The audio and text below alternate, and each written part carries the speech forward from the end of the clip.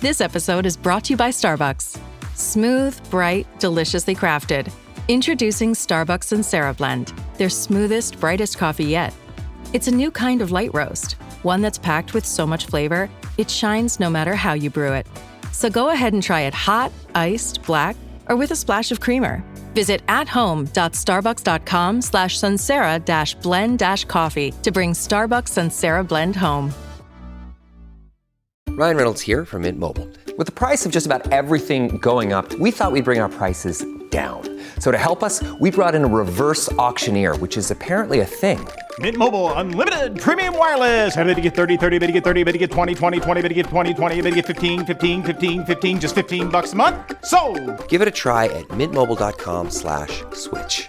Upfront payment of $45 for 3-month plan, equivalent to $15 per month required. New customer offer for first 3 months only. Speed slow after 35 gigabytes if network's busy. Taxes and fees extra. See mintmobile.com.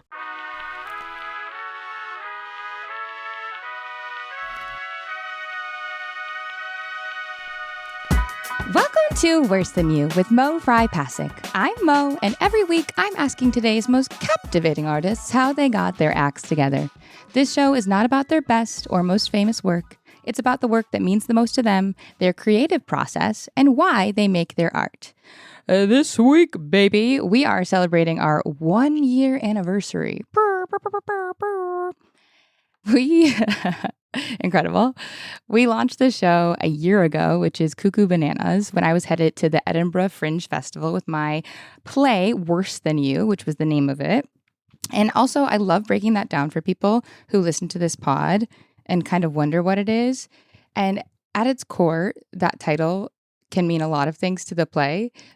But I also think it's permission, because sometimes when you feel bad, you feel like the worst person in the world, or you feel like you're doing it worse than everybody else, or you feel like you've had it worse than everybody else and you're misunderstood. And so I think when you feel that way, you should look to others who also feel that way and realize it's a feeling and learn about their process and give yourself permission to maybe not be the worst. Maybe actually you're doing it the best and you just didn't know because you didn't know. And so we're doing a little different. Obviously, you can tell I'm already gabbing. And we don't have a guest today, which please stay with me because I'm actually really magnetic and riveting to listen to. It's kind of crazy if you'd leave. But I asked for your questions because I thought, cool, 1-year anniversary. Why don't I include my listeners and have them kind of be guests and ask questions about their process? Maybe they don't know how to finish this script. Maybe they don't know how to allow themselves to be vulnerable publicly. First of all, you guys are dirty little dogs, which I do love, because if I post a little trap, a little hoo-hoo on my Instagram, I get 60 of you just going, bah, bah, bah, bah, bah, bah, bah, bah, bah, bah. I post on my Instagram and I say, hey, do you guys have any creative process questions? Do you have any questions where you can answer on the pod? Silence. Are you scared? Are you feeling too vulnerable to ask a question? I'm going to hold space for all the options. Are you only here for my ask? That's fine too. It's incredible. But also, like, if you see the creative process question, then maybe, like, I don't know, create an offering of thanks for the ask and listen when I want a question asked about the creative process. This is fun for, like, the moms listening who have no idea about this dynamic with Instagram, and that's cool. But that is the quickest space right now that I have access to my listeners, who I deeply appreciate. And not a single but one question came in. And some of you know I have a wonderful spiritual practice that's a part of my creativity. And I do love doing these, series called Moracle, which is me, Mo, the Oracle. And what I do is I use my tarot cards and I cleanse my energy, which can look like anything for a lot of people. I think everybody has the tools. Obviously, I've gotten certifications in energy work and Reiki and done meditation things, which is crazy that we're certified in these things because it's like there shouldn't be a bar to entry. But taking the classes, I've read the books, I've learned the things. And if you want to clear your energy, you don't need to do that. You can just kind of imagine a white light around you and clear your space and close your eyes and visualize that. And so what I do when I'm doing these series is I visualize that. And then I ask spirit or whatever it is, the ineffable inspiration around us. You don't have to be religious or godly to know that inspiration exists, and it is intangible. And so I ask that, but I obviously believe in spirit. So I ask spirit. I say, hey, for whoever crosses this, whoever watches this, may the highest and best information that they need to receive right now be gifted to them. May it resonate on the levels that they can exactly hear right now. And may I give somebody clarity. Am I reading your future? No. Am I telling you what's wrong with you? No. Am I offering an insight that might allow an emotional release or permission that gets you on the path that you know you need to be on? Yes. So I mentioned when I was asking about creative process questions, if somebody wanted to get clarity on how to do so themselves. And I got an actual question about someone's life. And guess what? It is not the question I anticipated. It's the best question I've ever received in my life. It literally is, because someone showed up. Someone asked the question. Thank God. I am in love with this person. They are perfect. And I am devoting an entire mini oracle read to this person on this pod right now. And you guys get to listen. And it's interesting because even right now, as I'm stream of consciousness without a direct partner to bounce off, I'm wondering if I've set up everything clearly for you to understand what I am speaking about. But that's part of this is like, it's kind of like when you go into a new friend group and they start naming people and you can tell that person is like the leader or the most successful, but you have no idea who they're talking about. And you have to pretend like, yes, yeah, Michael Joe is so good at what they do and I'll respect them, even though you have no idea. So that's what tarot might be or oracle reading might be for some of you right now. But that's kind of what I hope to teach with this is translation. What does it mean for you? What is someone with an intention to give you a prompt with clarity using spiritual tools, scrying tools? What does that mean to you? What does that prompt within you? How does it make you feel? Okay, if you think it's a load of shit, awesome. Why? What part of you doesn't like spirituality? What part of you doesn't like tools outside of yourself? What part of you doesn't like being told something that you can't control? What part of you doesn't? None of it has to mean anything. It's just an exciting exploration of self because you are the creative project in your life. You are the person who is inspiring you. If you feel a type of way, instead of judging yourself or blaming yourself and then saying I'm the worst, you get to look within and say, why do you think I felt that way? What part of me, when did that start? Oh my gosh, is there a good reason for it? Was there a good reason for it? What feeling am I getting out of it? So I find all of these tools spiritually very exciting to my creative process because they also clear the debris from the path. Because sometimes when we're making creative choices, it can be from a place of scarcity or fear. And sometimes that's great. Sometimes scarcity drives us to where we need to be. But if we continually do that in our lives, well, then we're not freely choosing the art we want to make. We're not making a painting when, we want to. But maybe that painting, getting that feeling out, is going to bring you to a place where you're so clear and inspired that writing a script is easy. You don't have to be so married to the act of releasing your feelings through art or what that art means, because I think we're a little capitalist pilled. Anyways, back to this person's question, because I love them. So this person, who I won't name their name, but we'll just say perfect person. That's what we're calling them, because guess what? They are. They asked my Instagram, they said, I just moved into a new apartment, but my gut is telling me to move out. They followed up. I am also grieving my last apartment as it was much nicer. What should I do? Obsessed. Okay, now listeners, if you want to play a little Mo cosplay, right? I want you to look at that question about moving into an apartment, moving out, grieving the last one. I want us to spin team this into their creative process. I want us to ask the questions that are not asked in this and listen to the silence in between to try and find the connective tissue. So we're going to listen to this. Obviously, I'm going to pull tarot for this, but usually if you have a practice intuition or if you're the host of a podcast where you're trying to find the best parts of someone's process and listening for what isn't being said, maybe listening for what is all around what is being said, then you are going to just listen different. So we read this question, right? This person already is taking the first opportunity when someone is offering divine information, right? That's the perception of tarot. Okay, that means that person is needing affirmation. We look to God when we need affirmation of help. We look to, God, please help in these times of crisis. When we feel helpless, when we feel like there's an entity outside of ourselves that can say we did good or bad. And that is such a human feeling. That is so normal. And, sometimes it can escalate to then, letting everything outside of us affirm us. But the cool opportunity is to go, oh, I love that feeling. The answer is within me. The answer is within a cry, within a tear, within a piece of painting and art where I can get clarity and move through the feelings in my body within me. So this person, already is asking. So it's probably bigger than their apartment is what I'd say to that. They just moved into a new apartment. My gut is telling me to move out. They probably can't move back to their old apartment. Okay. So I don't know, right? I don't know these details, but we're just going to ask questions. They're also grieving their last apartment as it was much nicer. So what is a home? A home is security. A home is a space to process. A home, if you're grieving a home, right, it was maybe a part of you. It was a part of memories. It's a part of those partners. It's a part of the people that you knew through that period of time. So the best thing that you can do when you're grieving is grieve.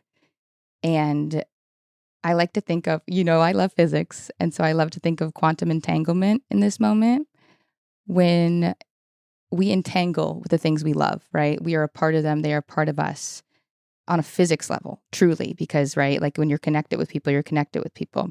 When you lose something, you are also connected to like the other side, right? That apartment's gone. You're also containing that grief and that expansiveness of gone forever, of a memory, of infinity, right? Within you. So when you're recalibrating your body to hold space for something lost that you were connected to, you have to transmute the energy. And I use tarot, right, to guide me. I say, how can I feel through this? I don't know how. Is it a cry? Do I have to talk about it? Do I have to make art about it? Because it's not always the same medium.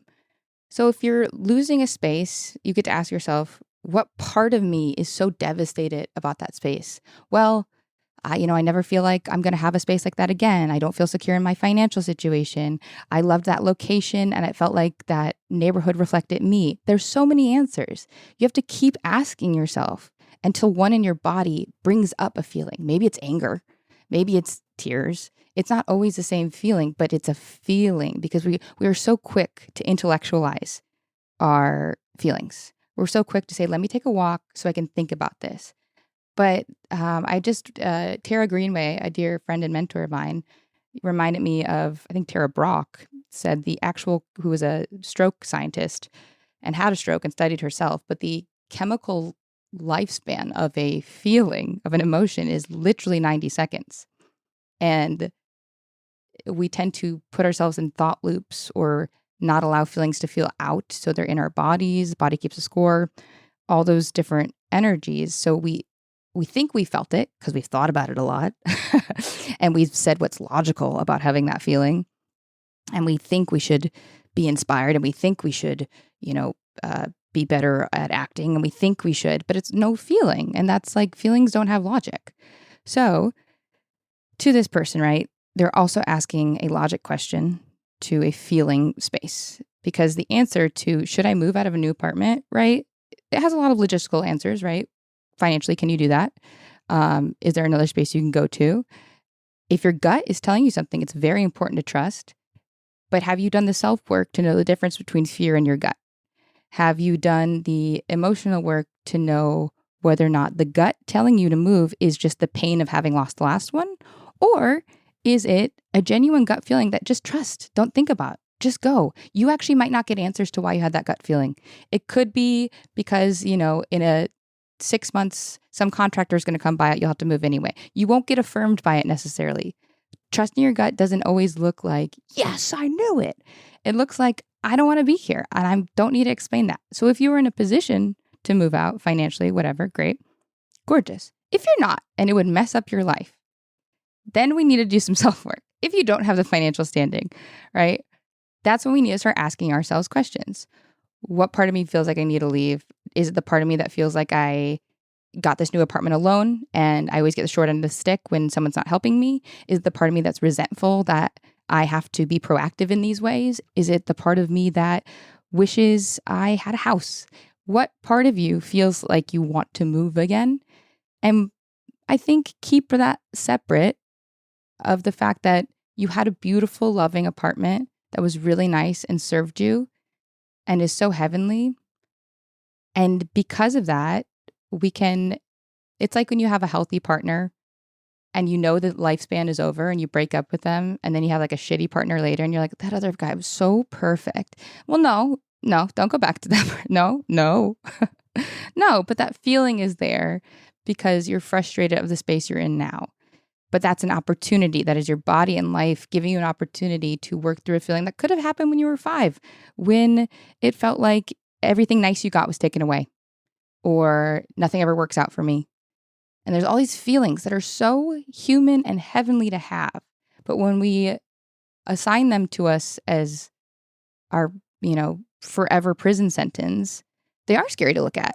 That would be horrifying. I wouldn't want to look that in the face. But when we externalize them, Shishu, who shall not be named JK, but Harry Potter, the pensive that Dumbledore uses, I use that metaphor in my life a lot, where he takes an experience so he can reflect on it outside of himself, so he can watch that experience like a movie.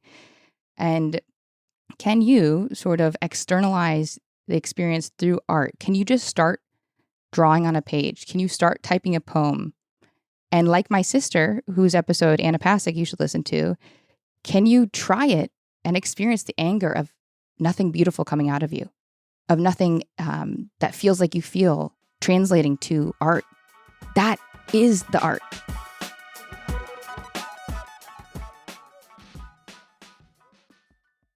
This message is sponsored by Greenlight. With school out, summer is the perfect time to teach our kids real-world money skills they'll use forever. Greenlight is a debit card and the #1 family finance and safety app used by millions of families, helping kids learn how to save, invest, and spend wisely. Parents can send their kids money and track their spending and saving, while kids build money confidence and skills in fun ways. Start your risk-free Greenlight trial today at greenlight.com/Spotify. That's greenlight.com/Spotify. This episode is sponsored by Friskies, who would like to tell your cats hi. Now, if that didn't get your cat's attention, there is one thing that always does the trick. Just pour some Friskies crunchy food in the bowl and you'll hear those paws come running. Works every time. With so many Friskies choices, you can always bring your cats running from their secret napping spots. There's always more to explore. See for yourself at friskies.com or visit your local store.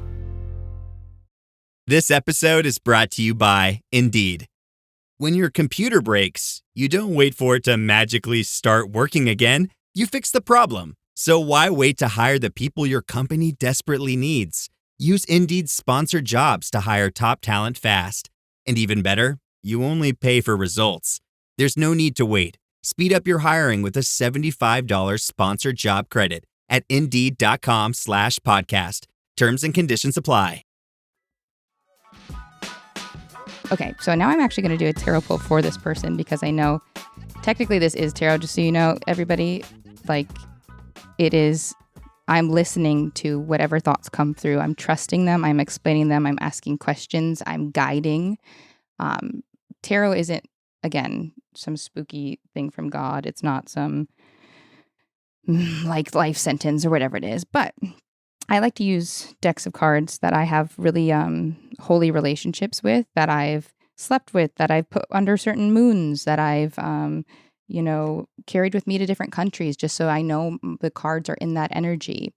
I treat my things with a lot of grace and care because I'm expecting them to guide me. And when they don't, right? When you're getting a tarot read and you're not getting the answer you want, heaven, because you know the answer you want then. Because if you're getting a tarot read for your apartment, your love, or your next play, because I pull for every creative thing I do, even characters, I'll say, God, I don't know what energy this person is. Let me pull a tarot and maybe that archetype will inspire them, right? And then when I pull an archetype, say I pull the High Priestess card for a character that is like Tweedledee and Tweedledum, I go, ugh, that's an answer. Because I know what it should be. I trust my gut. It's, ugh, well, she's not a high priestess. She's Tweedledee Tweedledum. Oh, thank you, tarot. It wasn't, I have to make her into the priestess. It guided me to the feeling that I know within, because that is the improv mindset, right? Like, this is the answer that's here right now. I didn't know necessarily. I wanted this podcast episode to be a bunch of questions about creative podcasts, but guess what tarot card I pulled? Someone's one question. And that is what we are using as our inspiration, as our container. And I trust that what's showing up right now is the best thing that could possibly show up, because it is all I have. It is all I have. That's how life is. That is how your script is. That is how your outfit today is. You don't have, the Valentino dress you want, but you have a ton of really cool shit that can make you feel incredible. Okay, so incredible metaphor, good for me. Okay, I'm actually using my Magical Mermaids and Dolphins deck, which I know I lost a couple of you right there, and that's fine. I'm good with that.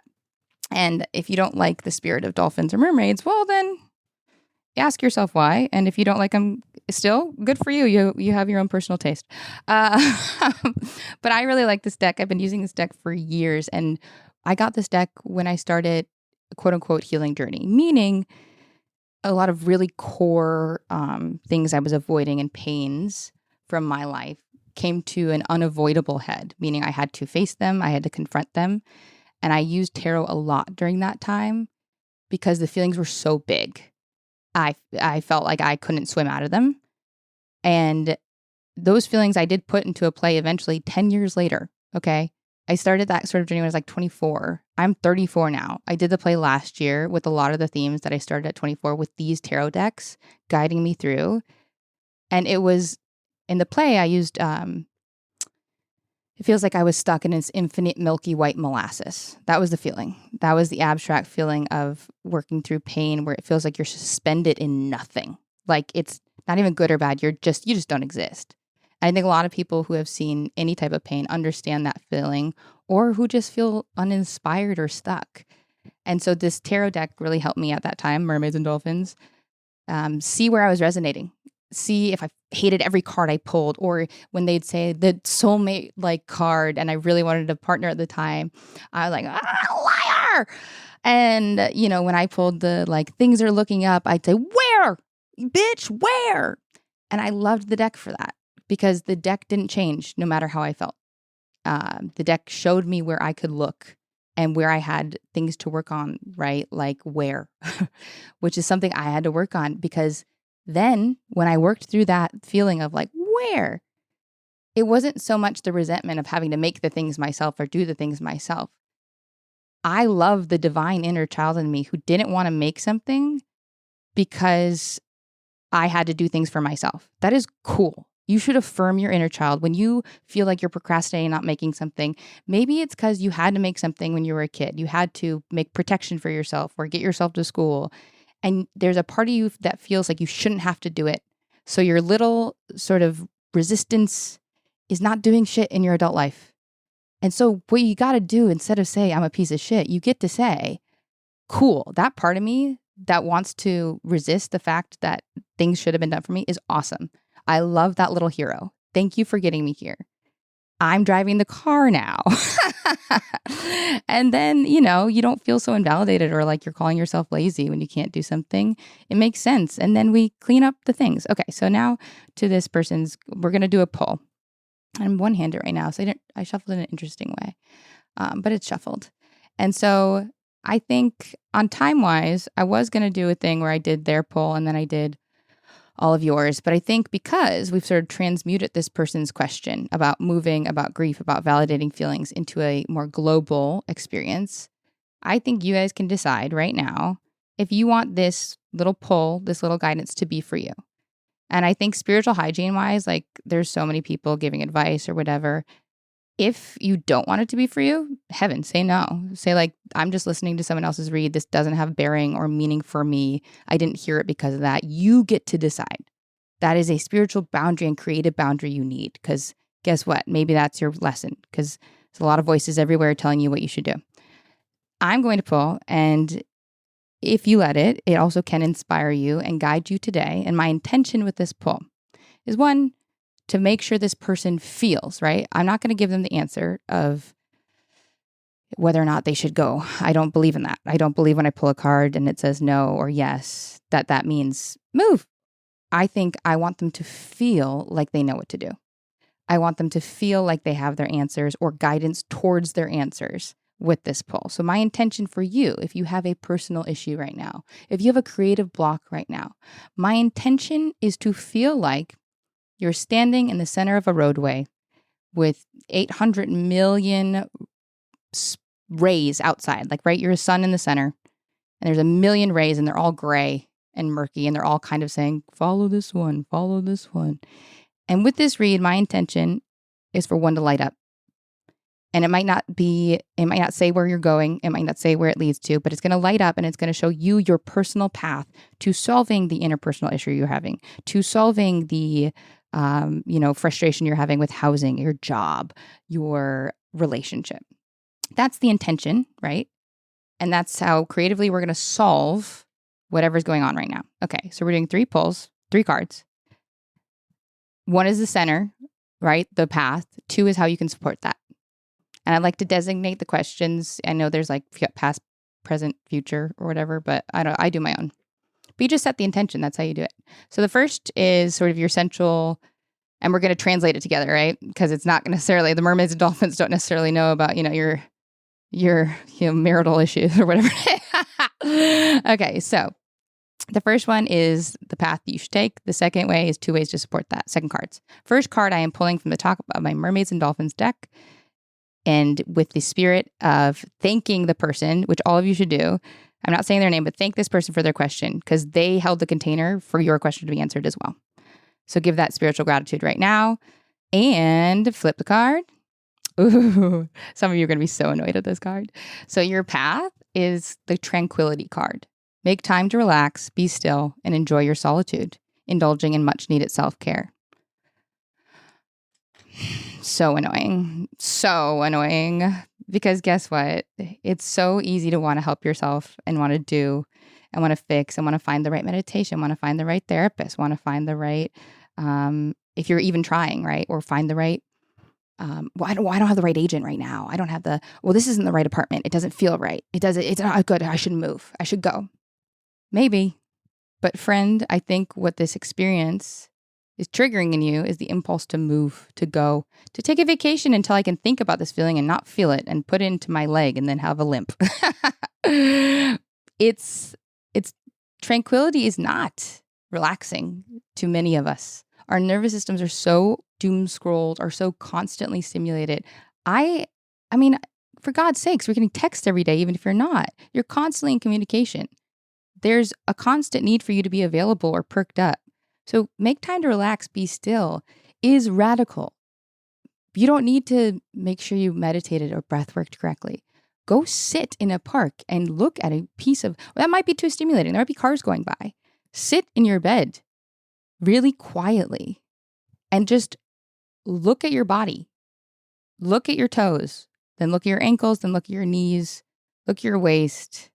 If a feeling comes up of self-hatred, of anger, of self-love, okay, we're actually not going to stay there. We're going to keep just being there. We're just going to keep being really still because that's just information. It's not value. It's only value if we make it. So sit, be still. That's your answer. That's where you get the path to the answer. So 2 ways to support that are the next 2 cards, right? First one, let yourself receive. Allow others to give you loving care. Receive without guilt or apologies. Oh, this person is probably clearly so type A, and I'm so sorry for all these cards. Because to me, it's so hard when people are like, open up, let yourself receive. And it has never been safe for you. I'm sure of that. I think a lot of us, it has never been safe to receive because you're being told then to receive help that is actually not helpful, that is actually making more work for you. And because that's how you've been programmed, that probably is your reality. That is people you're attracted to, the people you're working with, take advantage of those skill sets in you. That is a real dynamic that maybe people can't show up for you. But unless you're still enough to feel that, to not make up for their faults, to not let them fail you, we're not going to get to the other side. We're not going to get to the people who can show up and help you in a way you need, which is a very important caveat. So let yourself receive might mean Let yourself receive stillness, quiet, boundaries. Like support from others might look like leave me alone. And I don't mean in an isolating way. I mean in an intentional way. So let yourself receive is very difficult, but I'll be proud of you when you do.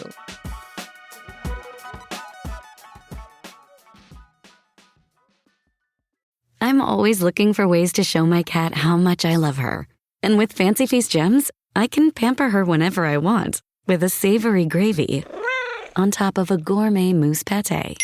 The pyramid shape makes serving simple, so all I have to do is peel and plate to make mealtime feel extra fancy.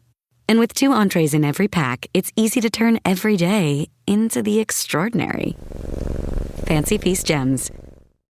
9 años pidiendo el Snack Wrap. Aquí tienes tu Snack Wrap. ¿Tú quieres un Snack Wrap? Toma tu Snack Wrap. ¿Tú también? Toma un Snack Wrap. Snack Wrap, Snack Wrap, Snack Wrap. Volvió el Snack Wrap. Para pa pa pa.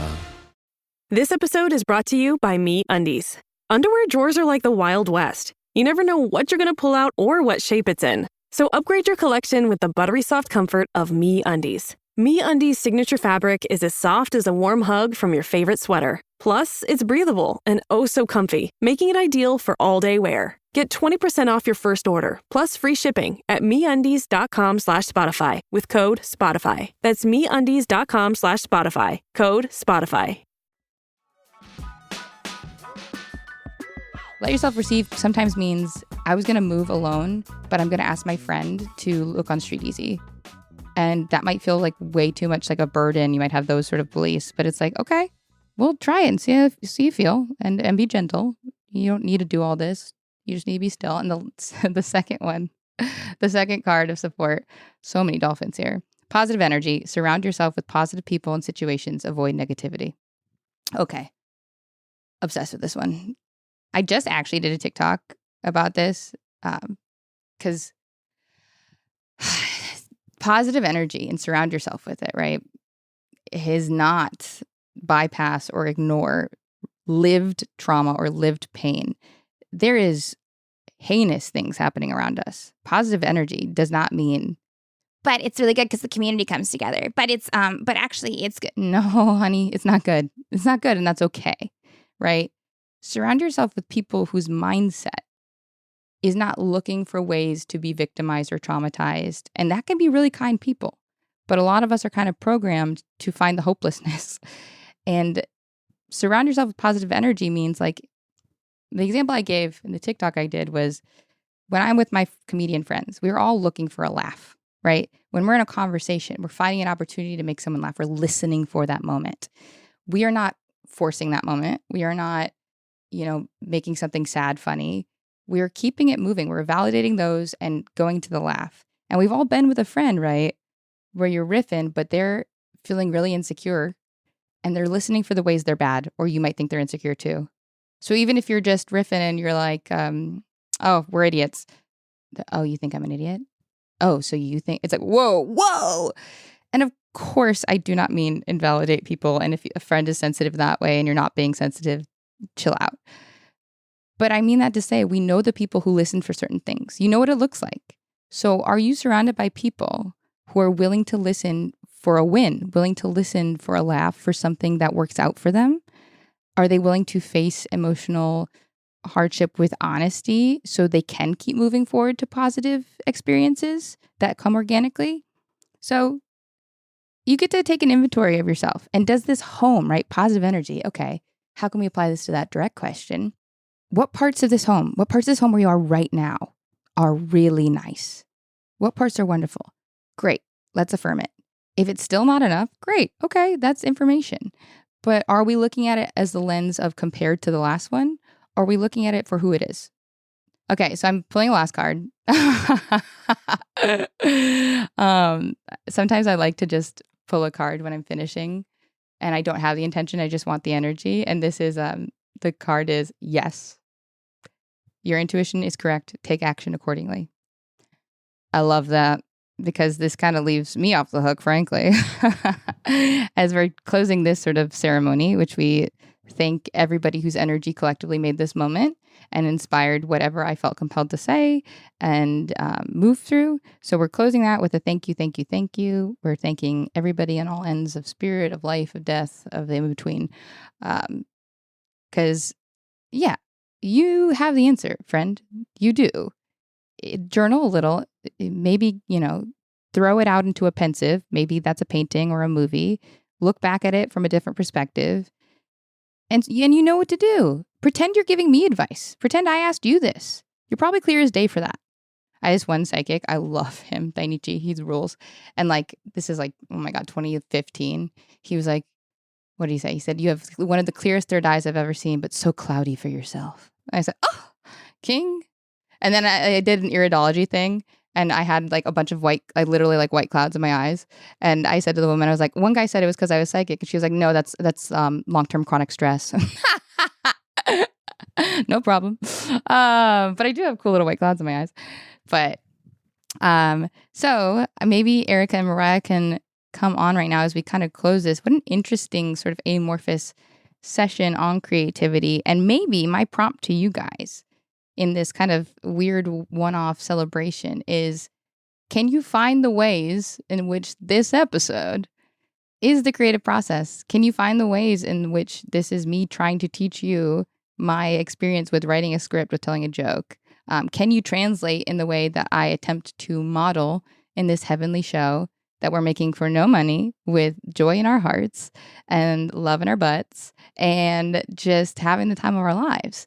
I appreciate you guys a lot. And I'd love to kind of close with two of my human poems who I love with my whole heart, Mariah and Erica. Hi. Hello. Can I ask you my favorite icebreaker question that has to do with mermaids? Always. Because one, so funny that's what deck I picked for this. Okay, if you were a mermaid, what color is your tail? What is your sea creature companion? And what is your special power? Oh my God. Okay. Erica, are you going to go first? Do I have to answer? Oh I can go first. Then I have to go second because I haven't really thought about it. Okay. Yeah. Here's the hard part. And this is on being a little processor. I need to know what body of water I'm in to know what color I am. You can pick. Okay. Pick the body of water. So I'm very Pacific Ocean vibes. Okay. So I'm orange tail. My sea creature companion. Oh, that's stunning. Is an octopus because they're so smart. And then my superpower is I want to be able to do whirlpools. Well done. So it is. Yeah. That rules. Oh wow. The orange is really that feels like Hawaiian waters. Yeah, that's cool. Okay. I think unfortunately I do want to be in a lake. That feels right. Thank you. I think because of that, I personally hate the color green. There's very few instances, unless it's in nature, that I would like it. So, but the impulse with the lake is to be green. So then I maybe say what color makes me feel like a deep Lake Superior blue with an iridescent sheen. Mm-hmm, mm-hmm. And then my companion is not a lake companion. It's a dolphin. So maybe I'm in the Amazon because that's a lake, isn't it? Mm-hmm. Or river. It's a freshwater. Yeah. There's the pink Amazon dolphins. Yeah. So it's definitely a dolphin because I like talking to whales. I go, oh my God, I did my merman and dolphin whales pull on a whale tour. It was crazy. I pulled Poseidon, God of the Sea card, Father Healing. And I was like, okay, loud and clear. Okay. So I'd say a whale in a lake. And my superpower? Mm-hmm. Oh, golly. I think when it comes to that, I think my superpower would be guiding ships the right way. Like the opposite of a siren. Yes. Yeah. Erica. Okay. The first thing that came to mind is that maybe I would have a black tail that's iridescent. Oh. I have a black I have a black diamond, so kind of riffing on the theme. Baddie of the century. Okay, keep going. So chic. The first body of water that came to mind was a bog. My friend Sarah Friedland, who I'm hoping we can have on the show, we went out to drinks one night with my husband Max, and we talked about doing a bog cinema series with films that were all set in bogs, because we were at a cemetery watching a dance performance and there was a bog there, and it was so spooky and it looked like a perfect place to have a projector put up. Is Rashomon in a bog? Is he sitting in a bog? Let's see. Bog. He's like around, like, it feels like wheat, maybe. Listeners, tell us. Yeah. Tell us. There are fish. There are fish. Wait, I love that you'd be a bog witch. Okay, keep going. Yeah, I really want to be a witchy bog creature. And then what would be my superpower or companion? I have both to answer. Both. Yeah, both. Yeah. I think my companion would have to be some sort of turtle or someone who could like go on land and then come back and like give me the gossip. Smart. You know? I was also like a raven or like a bird was like. Yeah, I need information from beyond to keep my brain sort of spinning. That's and fun. in terms of a superpower, I don't know. The first thing that comes to mind is that I would somehow like be a keeper of information in some way. Ooh. Like Alexandria. Yeah, like the archivist of the bog. Feels right. Archivist of the bog. I love witchy bog archivist who is receiving. That's heaven. Yeah. I'm so into this. Wow. I mean, I came in with a basic prompt. I was just hoping that we could all share a poem, because I know for the last year, the last 50, however many episodes, I've been like, well, I guess I have a poem if I'm ever asked. Yes. What's your poem? Well, it's funny because I actually now in this recording session was like, maybe I have a different poem. All of them are welcome. But I can give you the one that I've long thought I would share. Give me both, because I won't give a poem because I have all the space to give poems. So I want both of yours and Mariah's. Okay. So the poem that I've always thought I would give is that about 10 years ago, I was working as a showrunner's assistant. And it was kind of my dream job at the time, especially because it was in New York. And for a long time, I've sort of said, like, if I can't do entertainment stuff in New York, like, I don't really want to be in this industry. That's where my whole life is, and I have to figure it out. And so I got this job. It was at Steiner Studios, and felt so important and exciting to me. And I was really nervous about it. And I found myself apologizing for every little thing that this showrunner wanted. Like, I couldn't quite do things right. And I wasn't confident, couldn't set up the phones. Like, it just didn't feel like a fit from the start. But I knew I was like capable and should be in a space like that. But it just, something was off. And it sort of escalated to the point where I was like, this man hates me. And that obviously is like a feedback loop that feels awful, especially as like a young woman in this industry. But I was like, well, I really want this, so I should really stick with it. And every day I felt worse and worse and worse. And one day he called me into his office with the, I guess, production manager of the show, who had also alluded that maybe she didn't like me either. And they fired me. And I remember in that moment feeling so sort of like validated in a way, because I was like, yes, these you people do hate me. So I'm right about that. Good instinct. And also like, oh my God, this is something I wanted for so long and really worked hard to get. And it kind of just like fell out from under me. And I remember calling my mom and being like, maybe I need to leave this industry. Like, I wanted this so badly and like just didn't work out. And she doesn't really get like angry, but on the other end of the phone, she was like, no, you are not allowed to leave this industry, because if people like you leave this industry, there will only be people like these other people in it. So like you actually have to double down and stay and find a nice group of people and make a nice set and a nice environment.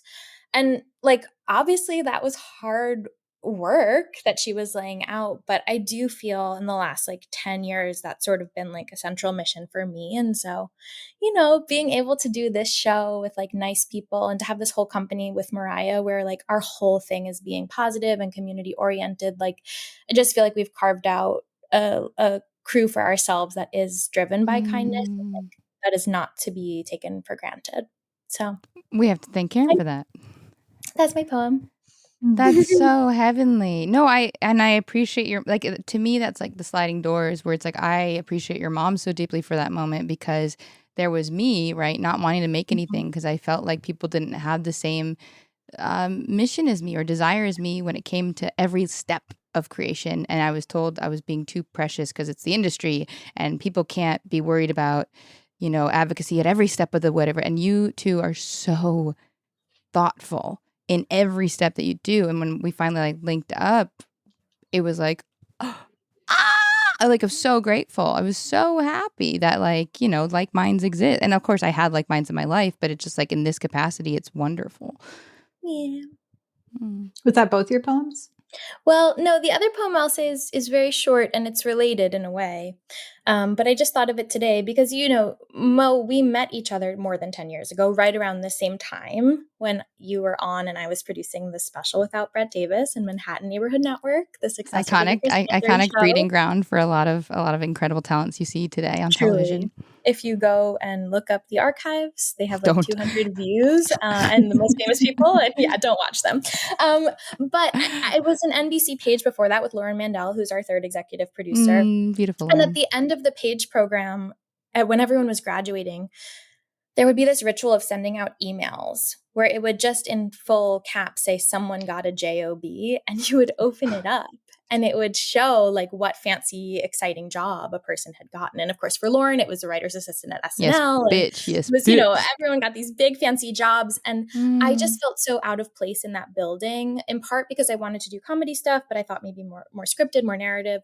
And the page program leadership was sort of like, we can't help you. Like, we're so sorry. But like, if you wanted what was in this building, we could, but because you don't, we can't help you. And I decided to leave without a job. And nobody had ever done that before.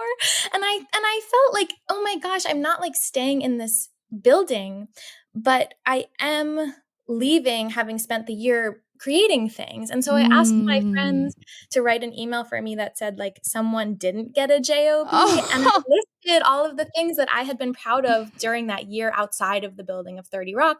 And of course, one of them was the special. And who would have thought that 10 years later too, that project is now my career in many ways. Like, of course. That sort of side thing that we all did at 11 p.m. on a Wednesday night after our day jobs, like, is the project. No, it is this spiritual evolution. And it is like the reason we were willing to go all the way uptown at 11 p.m., all from Brooklyn, is because we loved it. Like, we loved the people we were working with. We loved the comedy we were doing. And that is what this is. Like, we're doing it because we love doing it and connecting in this way. And that's important. Yeah. I just think sometimes people are like, and I have to tell myself this all the time, people are like, I don't feel validated in my art because I'm not getting paid for it. Or like, I don't feel like it's real because I'm not like hired to do it. And the projects I make with my friends feel fun, but is it real? And it's like, no, it's actually so real. And like, you have to shift the goalposts. It's not about money. It's not about validation from a network. It's just like making the thing makes it real, and you make it with your friends, like all the better for it. And you too embody that, like if you build it, right? Like we started this and now all of a sudden you truly have like a podcast, like community and co-op and network that you're building, and with other shows, like you've kept that and it is magnetized to the thing that is real, and it's incredible. Those are my poems. Those are really good poems. Thank you for your poems. Okay. So I'll also share two because they're both kind of quick. So one is kind of around the same thing. So I for so long when people were like, what is your dream job? I was like, I want to work for Anthony Bourdain. It was like such a big, like a big thing. And then when he passed, I was like, fuck, like, where do you channel that like goal dream energy? Yeah. Where do you channel that dream? And so then I was like, well, what was it about it that I actually wanted to do? And I was like, oh, I just like want to make stuff that I believe in with people that I like. And that has remained my own personal mantra and poem that I've like put together for myself. Well, that poem is embodying what we were talking about this whole episode, where it's like, can you actually distill the feeling, not the thing?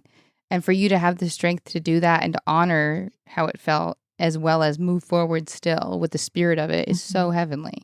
Yeah. So I think about that all the time. I was like, I have to go find the board. I have to go find the new one. Who's the new one? And it's you.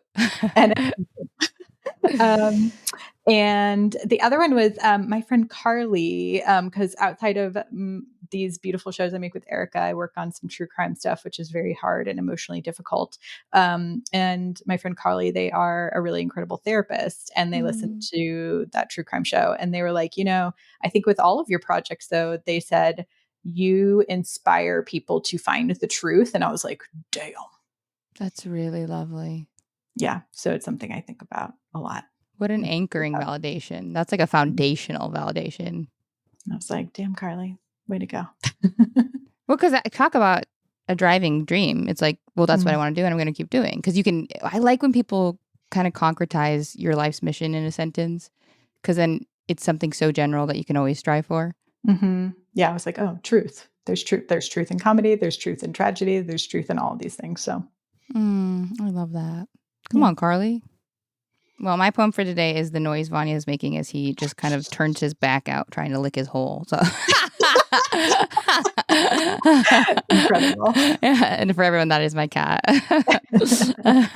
Amazing co-host. Heavenly co-host. Spiritual channel. Consulting producer. Not know. Vibes. Consulter vibes. Well, can I tell you both something with no regard to how adjectives define gender? I would like to say to both of you, I'll cry from the bottom of my heart. Truly, oh my God, you're so pretty.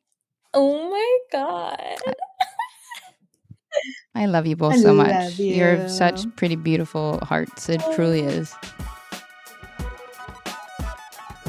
Worse Than You with Mo Fry Pasic is hosted by me, Mo Fry Pasic.